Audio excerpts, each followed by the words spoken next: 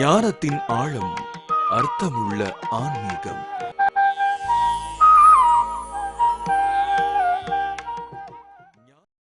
அருட்பெருஞ்சோதி அருட்பெருஞ்சோதி தனிப்பெரும் கருணை அருட்பெருஞ்சோதி. அருட்பெரும் ஜோதி அருட்பெரும் ஜோதி தனிப்பெரும் கருணை அருட்பெரும் ஜோதி. நினைந்து நினைந்து உணர்ந்து உணர்ந்து நினைந்து நினைந்து உணர்ந்து உணர்ந்து நெகிழ்ந்து நெகிழ்ந்து அன்பே நிறைந்து நிறைந்து ஊற்றெழும் கண்ணீர் அதனால் உடம்பு நனைந்து நனைந்து அருள் அமுதே நன்னிதியே ஞான நடத்தரசே என்னுரிமை நாயகனே என்று என்னுரிமை நாயகனே என்று வனைந்து வனைந்து ஏத்ததும் நாம் வம்மின் உலகியலி மரணமிலா பெருவாழ்வில் வாழ்ந்திடலாம் கண்டி புனைந்துரையேன் பொய் புகழேன் சத்தியம் சொல்கின்றேன். புனைந்துரையேன் பொய் புகழேன் சத்தியம் சொல்கின்றேன். பொற்சபையில் சிற்சபையில் புகும் தருணம் இதுவே புகும் தருணம் இதுவே புகும் தருணம் இதுவே. அருட்பெரும் ஜோதி அருட்பெரும் ஜோதி தனிப்பெரும் கருணை அருட்பெரும் ஜோதி. ஆன்மநேய ஒருமைப்பாட்டு உரிமையுடைய சகோதர சகோதரிகளே, உங்கள் அனைவருக்கும் முதற்கண் நன்றி கலந்த வணக்கத்தையும் வாழ்த்துக்களையும் தெரிவித்துக் கொள்கிறேன். சென்னை மாவட்டம் சென்னை மாநகரம் பொன்னேரிக்கு அடுத்த சின்னக்காவனத்தில் வள்ளலார் பிறந்த வள்ளலாருடைய தாயார் வாழ்ந்த இடமான சின்னக்காவனத்திலே வள்ளலாருடைய சுத்த சன்மார்க்க கொள்கைகளை உலக மக்கள் யாவரும் தெரிந்து கொள்ள வேண்டும் என்ற பெருங்கருணை கொண்டு இங்கே ஒரு அழகான சபையை அமைத்திருக்கிறார்கள், சாலை அமைத்திருக்கிறார்கள். வடலூருக்கு அடுத்து சென்னை மாநகரத்திலே ஒரு புகழ்பெற்ற இடம்தான் வள்ளலார் தாயார் பிறந்து வாழ்ந்த இந்த இல்லம். இந்த அம்மையாருடைய கருவிலே தோன்றியவர்தான் வள்ளலார். அந்த அருளாளரின் புகழ் கொள்கைகள் உலகமெல்லாம் ஓங்க வேண்டும் என்று சின்னக்காவனத்திலே உள்ள சகோதரர்கள் சகோதரிகள் எல்லாம் மிக கடுமையாக உழைத்து இந்த இல்லத்தை ஒரு அற்புதமான ஞான சபையாகவும் தருமச்சாலையாகவும் மாற்றி செயல்படுத்திக் கொண்டிருக்கிறார்கள். இது ஒரு சாதாரணமான இடமாக நாம் நினைத்துவிடக்கூடாது. நான் பல நேரங்களிலே சொல்லுவதுண்டு, இந்த உலகத்திற்கு ஒப்பற்ற ஈடு இணையற்ற ஒரு மாபெரும் சக்தி வாய்ந்த பேர் அருளாளரை ஈன்றெடுத்த தாயினுடைய இல்லம். ஆதலால் இதற்கு புகழ் என்றும் குறையாது. அந்த அளவிற்கு இந்த இடம் புனிதம் பெறும் இடம், வந்தோரை வாழ வைக்கக்கூடிய இடம், அருளை வாரி வழங்கக்கூடிய இடமாக இங்கே அமைந்திருக்கிறது. இங்கே வருபவர்கள் சொல்லுவார்கள், நான் சென்னையிலே இருக்கிறேன், எனக்கு ஏதாவது ஒரு மனக்குழப்பம் ஏற்பட்டால் நான் உடனே பஸ் ஏறி சின்னக்காவனத்திற்கு சென்று விடுவேன். அங்கே போய் ஒரு 2-3 மணி நேரம் நான் அமைதியாக உட்கார்ந்தால் என்னுடைய மனக்குழப்பம் எல்லாம் தீர்ந்து விடுகிறது என்று சொல்லுவார்கள். இது பெருமைக்காக அல்ல, அனுபவித்த சொன்ன உண்மை. ஆதலால் இங்கே இருக்கக்கூடிய செயல்பட்டு கொண்டிருக்கக்கூடிய அன்பர்கள் எல்லாம் தன்னலம் கருதாது இறை உணர்வோட எல்லோரும் அன்புடன் வரவழைத்து உபசரித்து உபகாரம் செய்து பணிவிடை செய்து உணவு கொடுத்து மிகவும் அற்புதமாக செயலாற்றி கொண்டிருக்கிறார்கள். அவர்களுக்கெல்லாம் எல்லாம் வல்ல அருட்பெருஞ்சோதி ஆண்டவர் நீண்ட ஆயுள், நிறைந்த செல்வம், அழியா புகழ், என்றும் அழிவில்லாத அருளை கொடுக்க வேண்டுமாறு எல்லாம் வல்ல இறைவனை வேண்டிக் கொள்கிறேன். அதேபோல இங்கே ஒவ்வொரு மாதமும் 4வது ஞாயிற்றுக்கிழமை மாலை 4 மணிக்கு வள்ளலாருடைய கொள்கைகளை எல்லோரும் தெரிந்து கொள்ள வேண்டும் என்ற அடிப்படையில் சுத்த சன்மார்க்க கொள்கைகளை மட்டும் பேசக்கூடிய ஒரு சூழலை உருவாக்கி இருப்பது மட்டற்ற மகிழ்ச்சி. இங்கே கலப்படம் கிடையாது.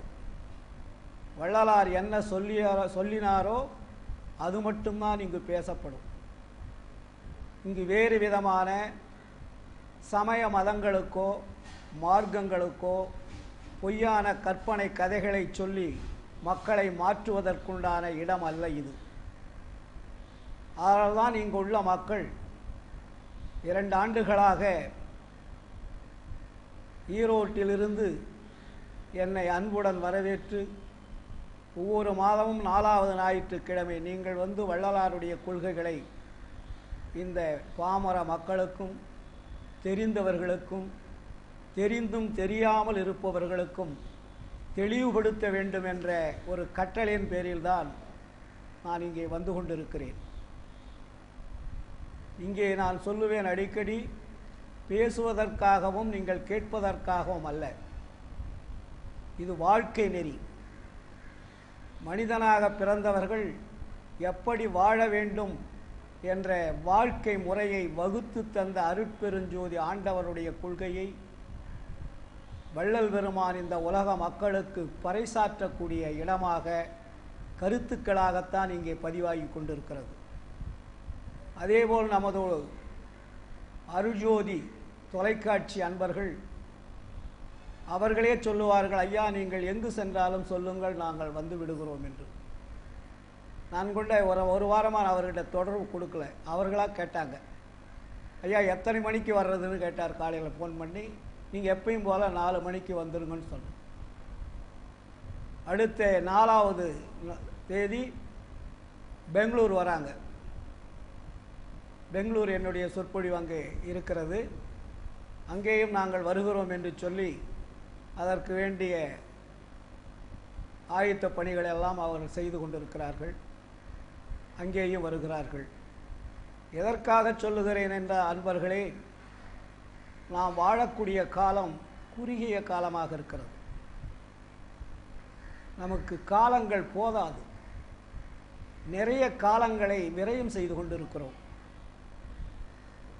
அதனால தான் காலம் பொன் போன்றது என்று சொல்லுவார்கள்.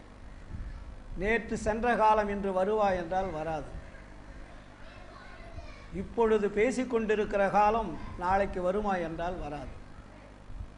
காலங்கள் என்பது மிகவும் பொன் போன்றது. ஆனால் நாம் காலங்களை பற்றி பலவிதமான கருத்துக்களை சொல்லிக் கொண்டிருக்கிறோம். காலம் என்றால் என்ன? என்றும் மாறாமல் இருக்கக்கூடியதுக்கு பேர் தான் காலம். காலங்கள் மாறினாலும் நாம் காலத்தை மாற்றாமல், காலத்தை சிக்காமல், காலம் கடக்காமல் வாழக்கூடிய வாழ்க்கை தான் காலம் கடந்தது. இப்போ நான் பேசிகிட்டு இருக்கேன்னா இது கடந்து போச்சு. நிகழ்காலம்னு நம்ம சொல்லுவோம், நிகழ்காலமும் கிடையாது. எப்போ முடியுதோ அப்போ கடந்த காலமாக மாறிடுது. அடுத்தது ஆரம்பிக்கும் போது முடிந்தது கடந்த காலம், தொடருவது எதிர்காலம். அதனால தான் வள்ளலார் சொல்லுவார், காலம் கடந்த கடவுளை காண்பதற்கு காலம் கருதுவதேன். இறைவன் மட்டும்தான் காலம் கடந்தவன். அவருக்கு காலங்கள் கிடையாது. நம்மளை மாதிரி நேரம் காலம் கிடையாது, இரவு பகல் கிடையாது. காலம் கடந்த கடவுளை காண்பதற்கு காலம் கருதுவதேன். அடங்கு நாள் இல்லாது அமர்ந்தானை காண்பதற்கு தொடங்கு நாள் நல்லதன்றோ என்று ஒரு கேள்வி கேட்பார். நீ இறைவனை நினைப்பதற்கு போய் காலத்தை தேடுகிறாய், நேரத்தை தேடுகிறாய். அவன் காலம் கடந்தவன்.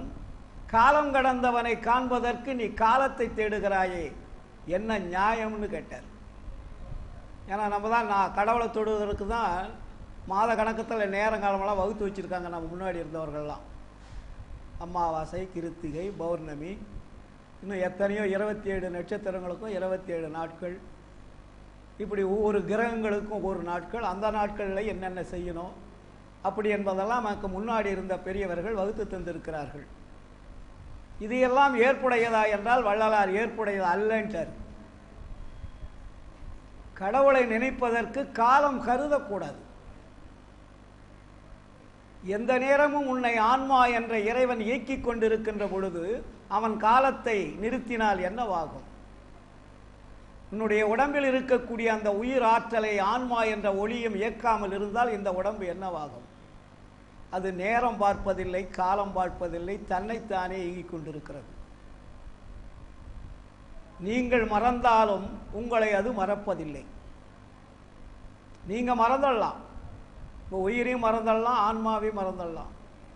ஆனால் அது உங்களை மறக்கிறதில்லை. எந்த நேரமும் அது இயங்கிக் கொண்டிருக்கிறது. தாயினுடைய கருவறையில் எப்பொழுது அதனுடைய ஒர்க் செயல் ஸ்டார்ட் ஆனதோ அது நீங்கள் மரணம் அடையும் வரையிலும் அது செயல்பட்டு கொண்டிருக்கிறது. ஒரு செகண்ட் கூட அது ஓய்வு எடுத்ததா கிடையாது. அப்படி இருக்கக்கூடிய கடவுள், அப்படி இருக்கக்கூடிய மெய்ப்பொருள் நம் உடம்பிலே இருக்கிறது. அதை நினைப்பதற்கு நமக்கு காலம் தேவையில்லை. ரொம்ப நம்ம தெரிஞ்சுக்கணும். இடைவிடாது நம்மளை இயக்கக்கூடிய இறைவனை நீங்கள் இடைவிடாது தொடர்பு கொள்வதுதான் காலம் கடந்தது. நேற்று கோயிலுக்கு போனேன், மறுபடியும் நாளைக்கு போகணும், சரி அடுத்த வாரம் போகணும், சரி காலையில் போய் தவம் பண்ணோம், கடவுளை காலையில் நினைச்சோம், சாயந்தரம் நினைச்சோம், மாலையில் நினைக்கணும், விளக்கு வச்சிருப்பாடு நினைக்கணும் என்பதெல்லாம் இருக்கக்கூடாது. சன்மார்க்கத்தில் எந்த நேரமும் இறை உணர்வு இருக்க வேண்டும்.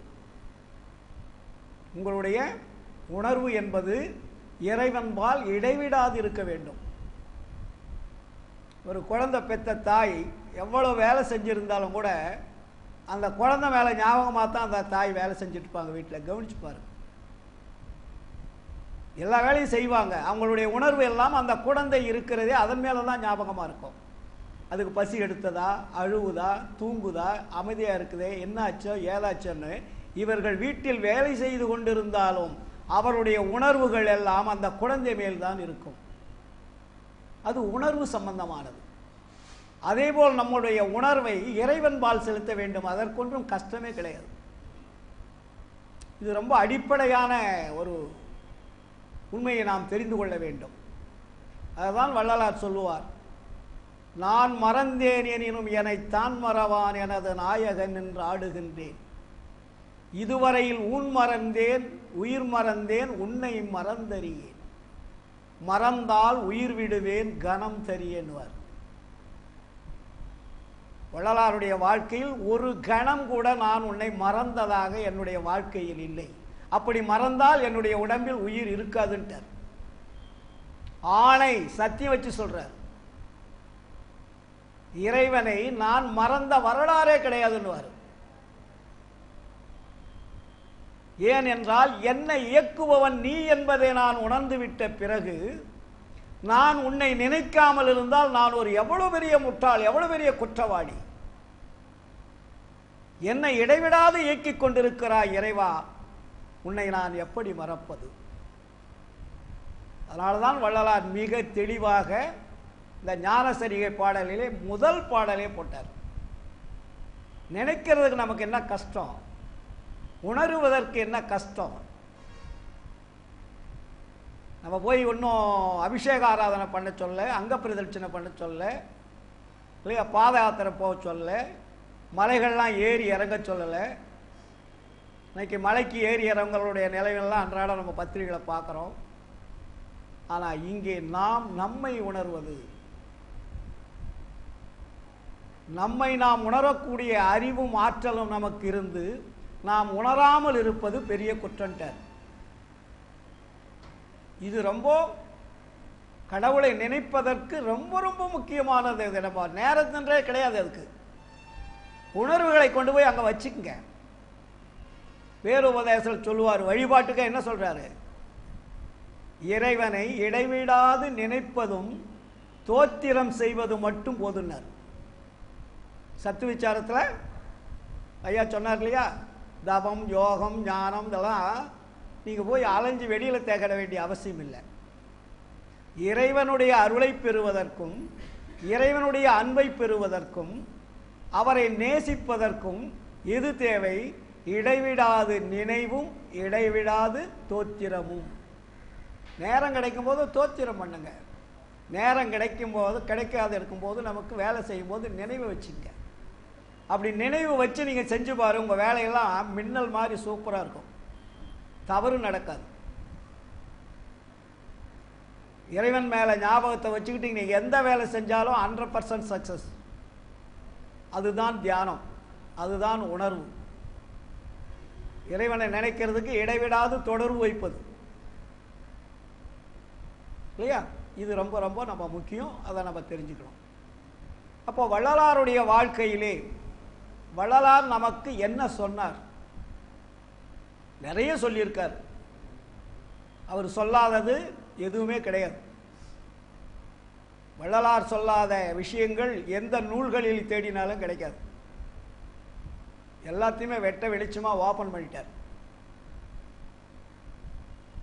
அப்போ அவர் சொன்னதில் முக்கியமானது, அடிப்படையானது, எல்லோரும் ஏற்றுக்கொள்ளக்கூடியது, விடாமுயற்சியாக அதை செயல்படுத்துவது எதற்காக என்றால் மரணத்தை தவிர்ப்பதற்காகத்தான். வள்ளலாருடைய அடிப்படை என்னவென்றால் மரணத்தை தவிர்க்க வேண்டும். அதுக்கு பேர் தான் மரணமில்லாத பெருவாழ்வு வாழ்ந்திடலாம் கண்டீர்னார். மரணமில்லாத பெருவாழ்வு வாழ முடியுமா? ஏன்னா இதற்கு முன்னாடி இருந்த யோகிகள் ஞானிகள் எல்லாமே நிறைய பேர் நமக்கு முன்னாடி செத்துக்கிட்டே தான் இருக்கிறாங்க, மரணம் அடைஞ்சுக்கிட்டு தான் இருக்காங்க. அதனால் மரணமில்லாத பெருவாழ்வு வாழ்ந்திடலாம் கண்டீர்னு சொல்றாரே தவிர அது நடக்காதுன்னு எந்த இடத்துலையுமே அவர் சொல்லலை. சந்தேகத்துக்கு இடமே கிடையாது. காரணம், நாம் வாழ்ந்த வாழ்க்கை, வாழ்ந்து கொண்டிருக்கிற வாழ்க்கை, நாம் பார்த்து கொண்டிருக்க வாழ்க்கையெல்லாம் மரணம் அடைந்த வாழ்க்கையே பார்த்து கொண்டு இருக்கிறோம். அதனால் நமக்கு அது மேலே ஒரு சந்தேகம் வருது. ரெண்டாவது, கவனக்குறைவாக இருக்கிறோம். தொடர்பு வைக்கிறதுக்கு உண்டான வழிமுறை தெரியாமல் இருக்கிறோம். ஏனென்றால் இந்த உலகத்திற்கு நாம் வரும்போது எந்த ரூபமாக வந்தோம் என்று நாம் முதலில் தெரிந்து கொள்ள வேண்டும். எந்த ரூபமாக இங்கே வந்தோமோ அந்த ரூபமாக இருந்தால் மட்டும்தான் நீங்கள் இறைவனிடத்திலே செல்ல முடியும். இது ரொம்ப அடிப்படையான உண்மை இல்லையா? வந்தது தெரியும், போனது எங்கே, வாழ்க்கை நமக்கு எதிலான ஒரு ஆள் கூட பாடியிருப்பார். ஆனால் வள்ளலார் சொல்வார், உடம்பு வந்த வழியை தெரிந்து கொள்ளுங்கள், உயிர் வந்த வழியை தெரிந்து கொள்ளுங்கள். இதை ரெண்டையும் தெரிந்து கொண்டால் நீங்கள் சக்சஸ், நீங்கள் பயிற்சியில் வின் பண்ணிட்டீங்கன்னு அர்த்தம். இது ரெண்டு தான் நமக்கு ரொம்ப முக்கியம். உடம்பு வந்த வழி தெரியணும், உயிர் வந்த வழி தெரியணும். இது எப்படி வந்தது? இது ரெண்டும் நம்ம உடம்புக்குள்ளே தான் இருக்கு. உடம்பு நம்ம கண்ணுக்கு தெரியுது, உடம்புக்குள்ள உறுப்புகள் எல்லாம் தன்னைத்தானே இயங்கிக் கொண்டிருக்கிறது. அது இயக்கத்திற்கு மூலப்பொருளாக இருப்பது எது? உயிர். அந்த உயிரை இயக்கக்கூடியது எது? ஆன்மா. அந்த ஆன்மாவை அனுப்பியது யார்? ஏன்னா நம்ம கேட்காட்டி கூட நீங்கள் பகுத்தறிவாளனுங்க கேட்டுட்டு இருக்கானுங்க, அவங்களுக்கு பதில் சொல்றதுக்கு எந்த சமயவாதிகளுக்குமே பதில் தெரியல.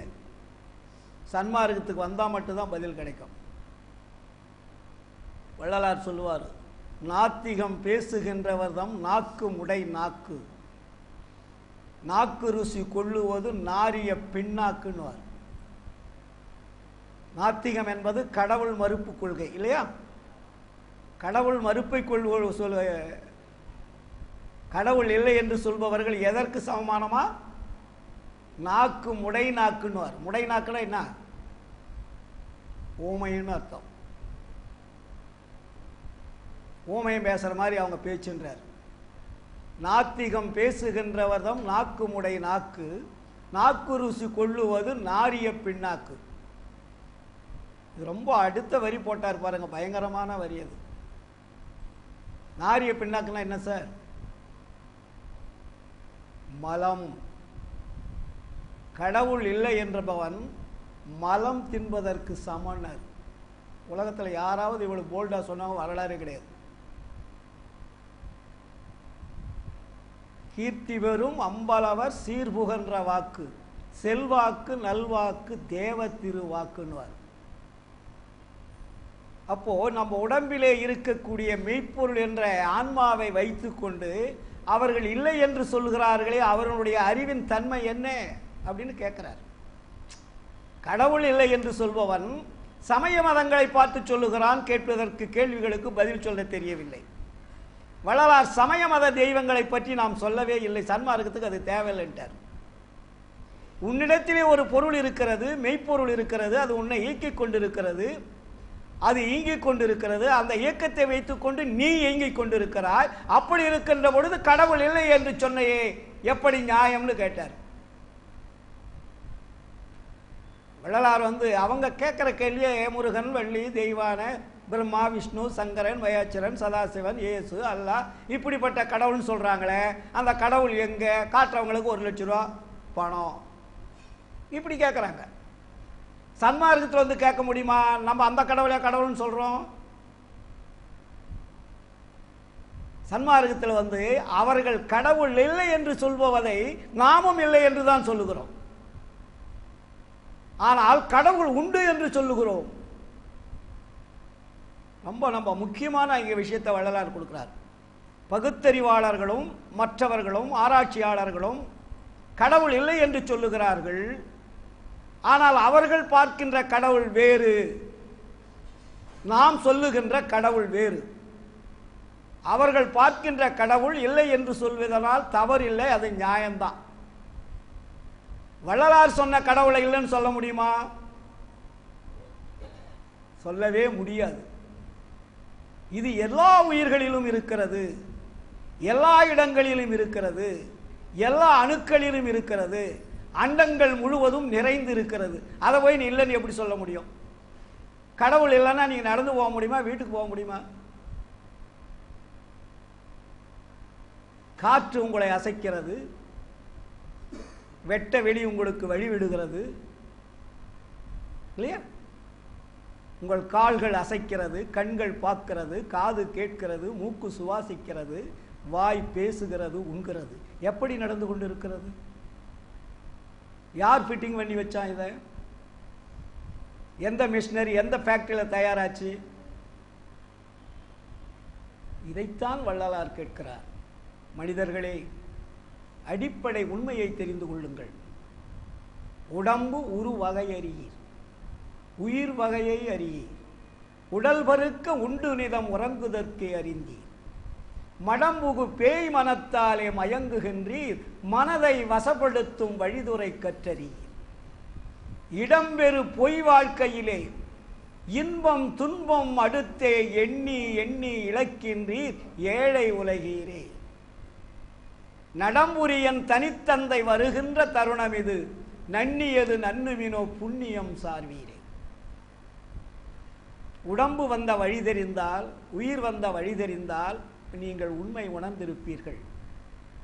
அது தெரியாததனால் நமக்கு மெய்ப்பொருள் என்பதும் தெரியவில்லை, கடவுள் உண்மையும் நமக்கு தெரியவில்லை. ஏனென்றால் நமக்கு முன்னாடி வந்தவர்களெல்லாம் பலவிதமான கதைகளாகவும் கற்பனைகளாகவும் உண்மைக்கு புறம்பான செய்திகளை நமக்கு வகுத்து தந்தனால் நாம் அறிவு இருந்தும் அறிவில்லாதவர்களாக இருக்கிறோம். இப்பொழுது நேரடியாக நமக்கு வள்ளலார் பதில் சொல்ல வந்துட்டார். திருவருட்பாவிலே கதைகள் என்பது கிடையாது. இங்க கதைக்கு வேலையே கிடையாது, நேரடி ஆன்சர். எடுத்துக்கோ, எடுத்துக்காலே விட்டுட்டு போயிட்டே இருக்கு. ஆனால் இங்கே கதை சொல்கிற வேலையெல்லாம் கிடையாது. கதை சொல்ல காலமெல்லாம் போச்சு. நமக்கு நேரங்கள், எல்லா கதையும் எல்லாருக்கும் தெரியும். முன்னாடியே படித்தது தான், கேட்டது தான். கேட்ட கதையே கேட்டுட்டு இருக்கிறோம், படித்த கதையே படிச்சுக்கிட்டு இருக்கிறோம். ஆனால் இது அப்படி அல்ல, இது புதியது. இது என்ன? புதியது, யாரும் சொல்லாதது, யாரும் பார்க்காதது, யாரும் அடைய முடியாதது.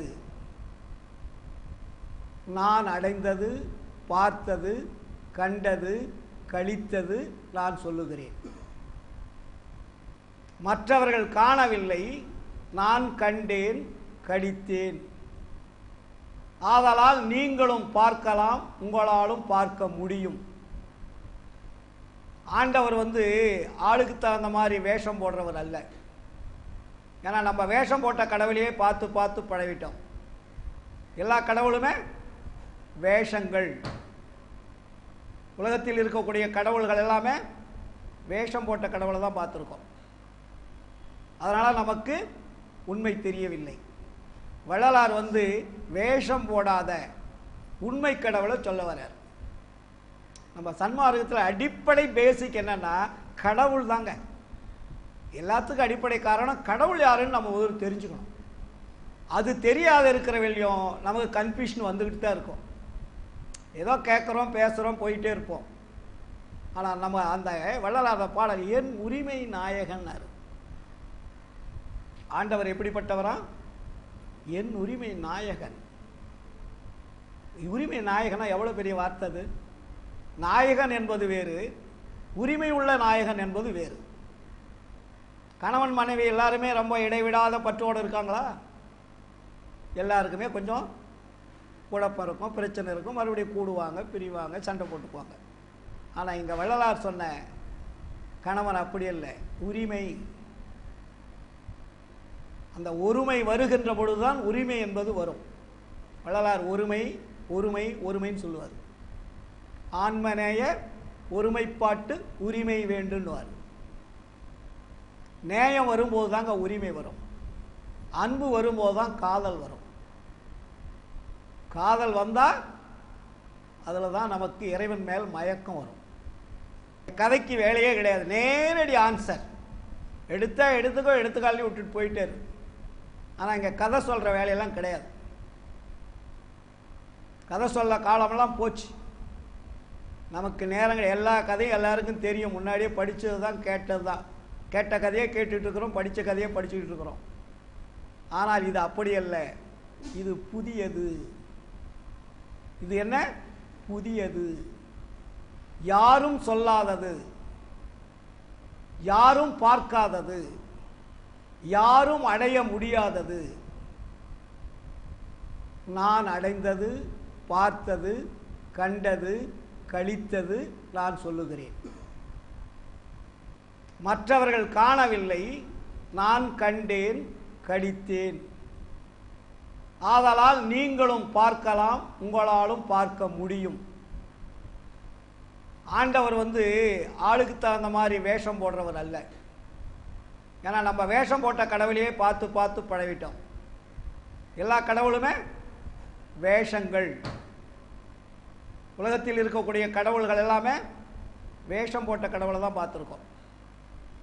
அதனால் நமக்கு உண்மை தெரியவில்லை. வள்ளலார் வேஷம் போடாத உண்மை கடவுளை சொல்ல வர்றார்.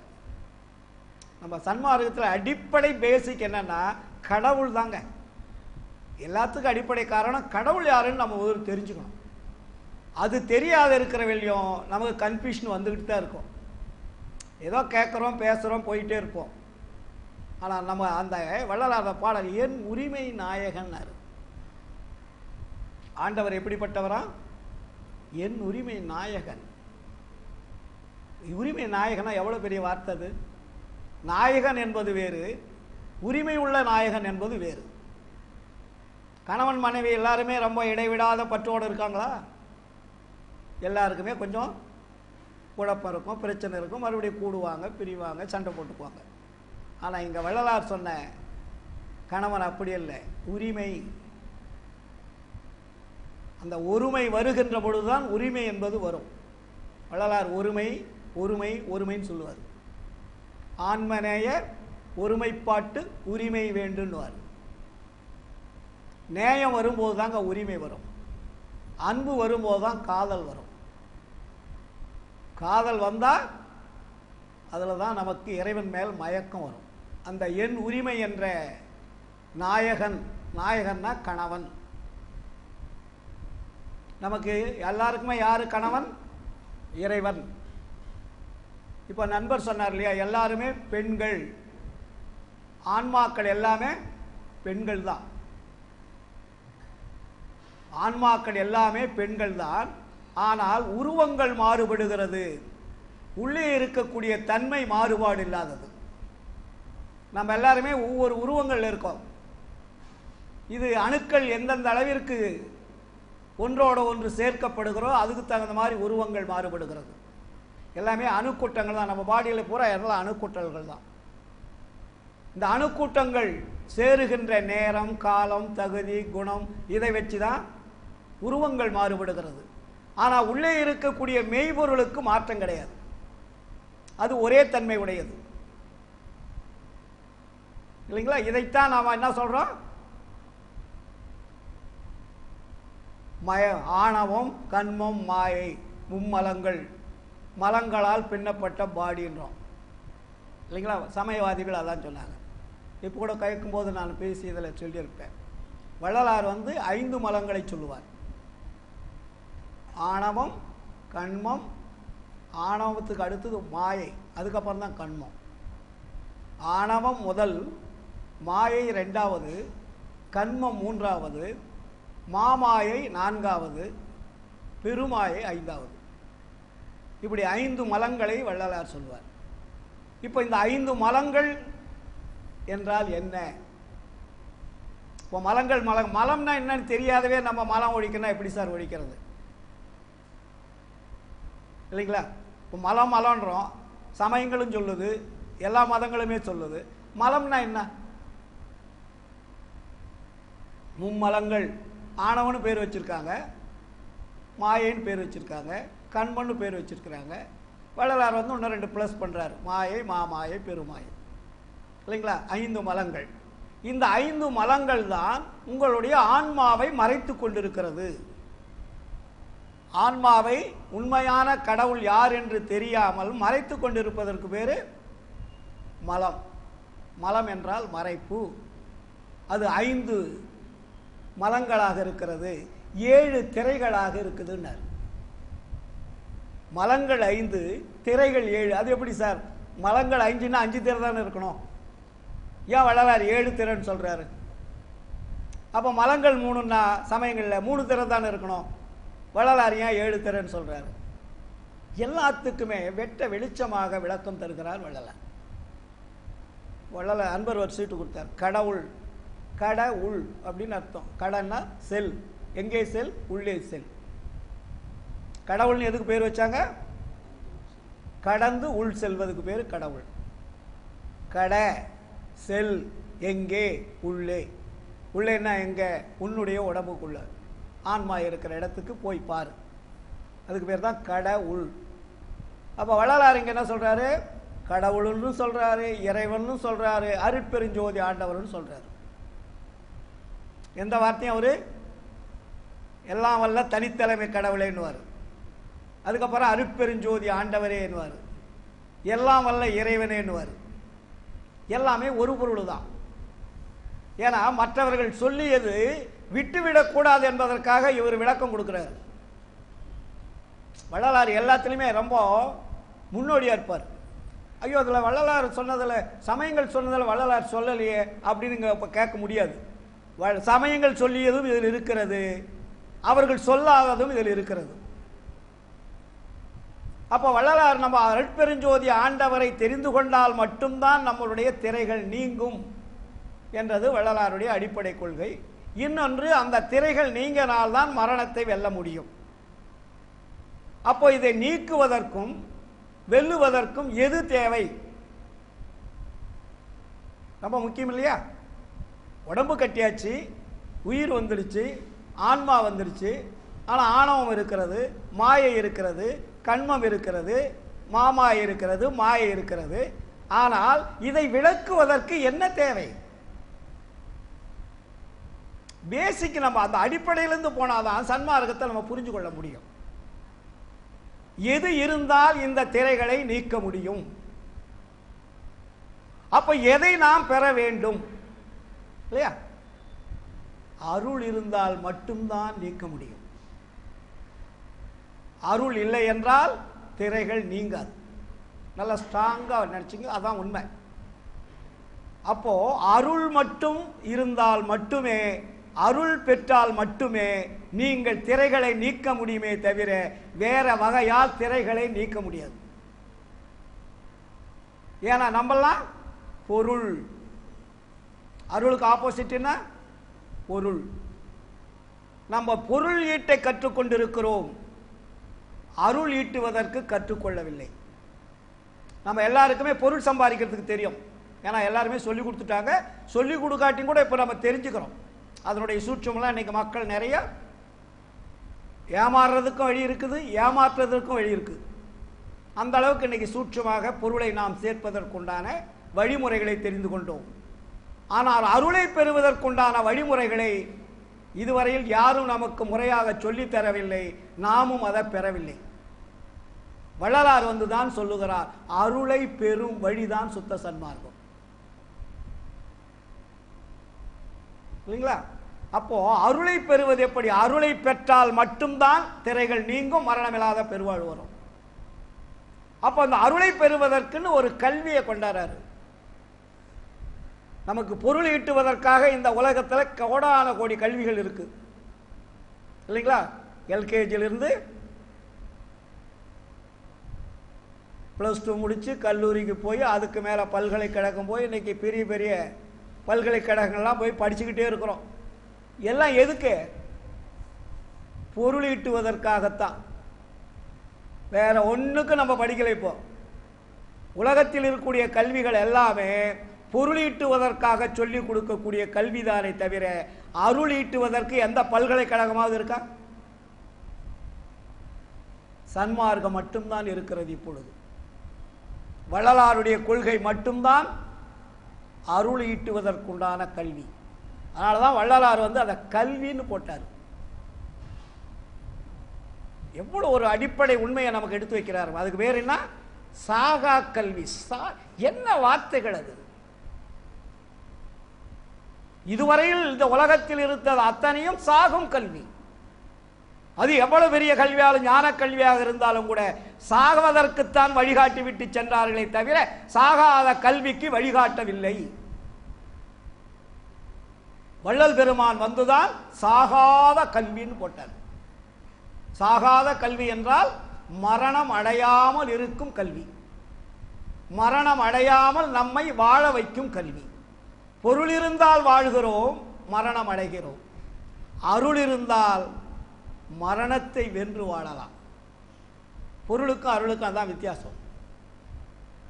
அப்போ அருள் என்பது எங்கே இருக்கிறது, அதை எப்படி பெறுவது?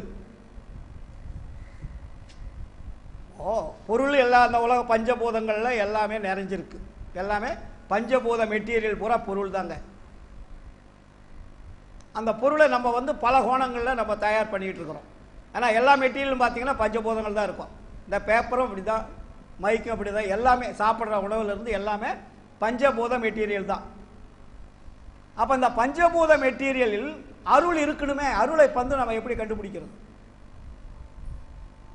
பொருள் நிறைந்த உலகம், ஆனால் அருளை பெற வேண்டும் என்று வள்ளலார் சொல்லுகிறார். அப்ப அருள் எங்கே இருக்கிறது, அதை பெறுவது எப்படி? அதற்குண்டான அடிப்படை கல்வி, சாகாத கல்வி. அந்த கல்வின்னா என்ன, அதை எப்படி சன்மாரிகள் நம்ம அந்த கல்வியை பெறுவது, இதுதானே நமக்கு முக்கியமாக சொல்றாரு.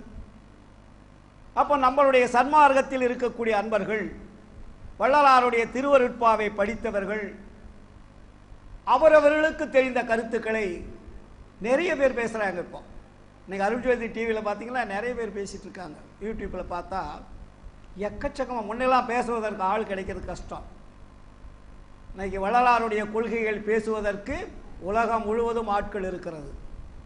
ஆனால் கடைபிடிப்பதற்கு ஆட்கள் இருக்கிறார்கள் என்று தேடினால் கஷ்டமாக இருக்கிறது. நாம் எல்லாம் பேசுவதற்காக படித்திருக்கிறோம், வாழ்வதற்காக படிக்கவில்லை. வாழ்வதற்காக படிப்பதுதான் கல்வி, பேசுவதற்கு படிப்பதல்ல கல்வி. அப்போ வாழ்க்கை என்பது என்ன? அதனால்தான் வள்ளலார் சொன்னேன், வாழ்க்கை என்பது என்ன? நம்ம வாழக்கூடிய வாழ்க்கையெல்லாம் ஜீரோன்ட்டார் வள்ளலார், இல்லைங்களா? வையகத்தீர் வானகத்தீர் மற்றகத்தீர் உமது வாழ்க்கையெல்லாம் வாழ்க்கை என மதித்து மயங்காதீர். எவ்வளவு பெரிய ஆளா இருந்தாலும் சரி, உன் வாழ்க்கையெல்லாம் ஜீரோ. இங்க மட்டுமா சொன்னாரு? வையகத்தீர் வானகத்தீர் மற்றகத்தீர். நம்ம வையகத்தில் இருக்கிறவங்க, வையகன்னா நம்ம கண்ணுக்கு தெரியறதெல்லாம். வானகத்தில் இருக்கிறவங்களால நமக்கு கண்ணுக்கு தெரியுமா? ஏன்னா வான்கலந்த மாணிக்க வாசகான்னு வள்ளலார் பாடியிருக்காரு. வானத்தில் கலந்தவங்களாம் இருக்காங்கல்ல. மாணிக்க வாசகர்லேருந்து எத்தனையோ சித்தர்கள் முத்தர்கள் எல்லாம் வானத்தில் கலந்துருக்காங்க. அவங்களுக்கு சேர்த்து தான் வள்ளலார் சொல்றார், வையகத்தீர் வானகத்தீர், இன்னும் மற்ற இடங்கெங்க இருந்து வாழ்ந்தாலும் சரி, மற்றகத்தீர் உமது வாழ்க்கையெல்லாம் வாழ்க்கை என மதித்து மயங்காதே. அவ என்ன வாழ்க்கை?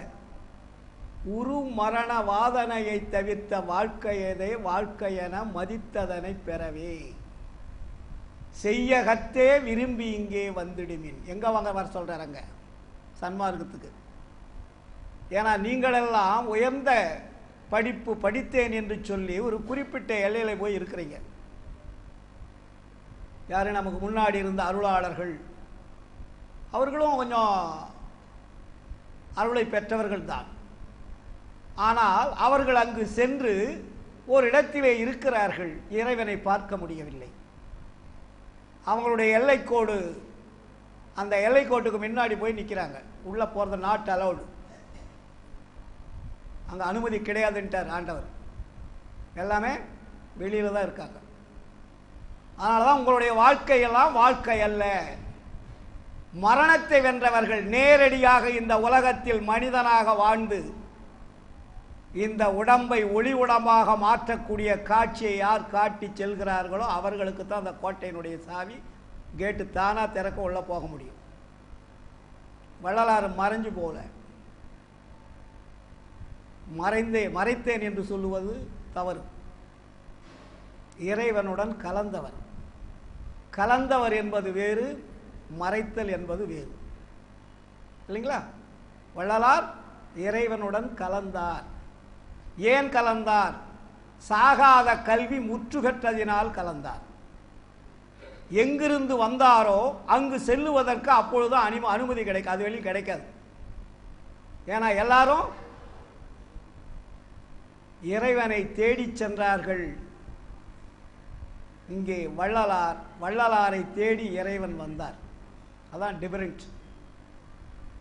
உலகத்தில் எல்லாருமே இறைவனை தேடி சென்றவர்கள். வள்ளலார் இறைவனை தேடி செல்லவில்லை. இறைவன் தேடி வள்ளலாரை தேடி இறைவன் வந்தார். அதான் சித்தி விழாக திருமாளிகை. சித்தி பெற்ற இடம் சொல்றோம் இல்லையா, அந்த இடத்திற்குத்தான் இறைவன் வருகிறார். ஏன் வருகிறார்? அவர் சொன்ன கல்வியிலே தேர்ச்சி பெற்றதினால் வருகிறார். எதற்கு என்ன கொடுக்க வருகிறார்? பரிசு கொடுக்க வருகிறார். என்ன பரிசு? மரணமில்லாத பெருவாழ்வு என்ற பரிசு. அது மட்டுமா கொடுத்தார்? ஐந்தொழில் வல்லபத்தையும் கொடுத்தார். உலகத்தில் யாருக்குமே கிடைக்காதது, எந்த ஞானியும் கிடையாது. ஏனென்றால் சாகாத கல்வியிலே தான் படித்து பயிற்சி பெற்று அதை முழுமையடைந்து இந்த உலக மக்களுக்கு எடுத்து காட்டுவதற்காகவும் சொல்லுவதற்காகவும் வாழ்ந்து காட்டியவர் வள்ளலார். எங்கே போய் காட்டில் மலையில குகையில போய் உக்காந்துக்கிட்டு அவர் கல்வி சொல்லலை. இதே சென்னை மாநகரத்தில் 35 ஆண்டுகளாக நடந்து நடந்து நடந்து மனிதர்களை சந்தித்து அதற்கு பிறகு ஒவ்வொரு ஆலயங்களாக ஒவ்வொரு இடங்களாக சென்று சிதம்பரத்திலே இருந்து கருங்குழியிலே சென்று வடலூரிலே வந்து தருமச்சாலையை கட்டி ஞான சபையை கட்டி சித்தி விழாக திருமாலியிலே தனிமையிலே அமர்ந்து இறைவனும் அவரும் ஒன்றோடொன்று உலாவிக் கொண்டிருந்ததை நாம் பார்த்தோம். சுமார் 150 ஆண்டுகளுக்கு முன்னாடி. இது 5000 ஆண்டுகள் சரித்திரம் அல்ல, கண்ணுக்கு தெரியாத வரலாறுகள் அல்ல. நம்முடைய தாத்தா பாட்டி பார்த்தவர்கள், தாத்தாவுக்கெல்லாம் வள்ளலாறு தெரியும். அந்த அளவில் இறைவன் தேடி வந்து வள்ளலாருக்கு முழுமையான கல்வியை கற்றுத்தந்து தேர்ச்சி பெற வைத்து. ஏன்னா வள்ளலாருக்கு யார் கல்வி கற்றுக் கொடுத்தாங்க?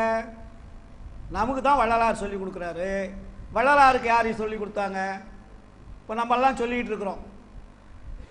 அவர் திருமந்திரத்தை படித்தார், மாணிக்க வாசகருடைய திருவாசகத்தை படித்தார், தாயுமானவரை பின்தொடர்ந்தார். ஆளாளு கொண்டு சொல்லிக்கிட்டு இருக்கிறோம் இல்லையா? இவங்களாமா சாகா கல்வி வள்ளலாருக்கு சொல்லி கொடுத்தாங்க? வள்ளலாரே சொல்லுவார், கற்றதும் நின்னிடத்தே, கேட்டதும் நின்னிடத்தே, கழித்ததும் நின்னிடத்தே. யாருகிட்ட? இறைவன்கிட்ட. சாகாத கல்வி கற்றேன், கருணை நெறி உற்றேன், சாகா வரம் பெற்றேன். எங்க? அருட்பெருஞ்சோதி ஆண்டவர்கிட்ட தான். வேற எந்த தெய்வத்துக்கிட்டையும் அவர் போய் கையேந்தவும் இல்லை, காட்சி கொடுக்கவும் இல்லை. சன்மாரிகள் ரொம்ப ஸ்ட்ராங்காக இந்த உண்மையை தெரிஞ்சாதான் முடியும்.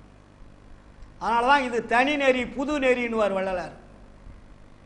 ஏன்னா புது நெறிக்கிட்ட போய் பழைய நெறிகிட்ட போய் அவர் கல்வி கற்கல. இது புது நெறி, இது திருநெறி. என்ன நெறி இது? திருநெறின்னு வருது.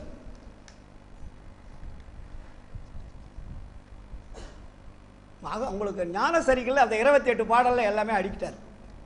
நம்ம ஊன்றி கவனிக்கணும், பொறுமையாக படிக்கணும். ஒவ்வொரு நாளும் ஒரு பாடல் எடுத்துங்க. தினமும் நீங்கள் 28 பாடலையும் படிக்க வேண்டாம். ஒரு பாடல் எடுங்க. அந்த ஒரு பாடலை 8 வரி இருக்கா, அதை படிங்க. 10 தடவை படிங்க. அதுக்கு பொருளை நீங்களே தேடுங்க, கண்டிப்பாக கிடைக்கும். அதனால தான் வள்ளலார் இங்கே என்ன சொல்றாரு? திருநெறி ஒன்றே, பலது அல்ல. அந்த பாடல் வரியை பார்த்தீங்கன்னா தெரியும். திருநெறி ஒன்றே, அதுதான் சமரச சன்மார்க்க சிவநெறி என்று உணர்ந்து உலகி நமக்கு சொல்றார் பாருங்க. எப்படி நீங்க பழைய நெறி குப்பை நெறிக்கிட்டலாம் போகாதீங்கன்னு அர்த்தம். சுத்த சன்மார்க்க நெறி என்பது இது திருநெறி. இது சாதாரண நெறி அல்ல, மரணத்தை வெல்லும் நெறி. மரணத்தை வெல்லுவதற்கு வழிகாட்டக்கூடிய சாகாத கல்வி நெறி.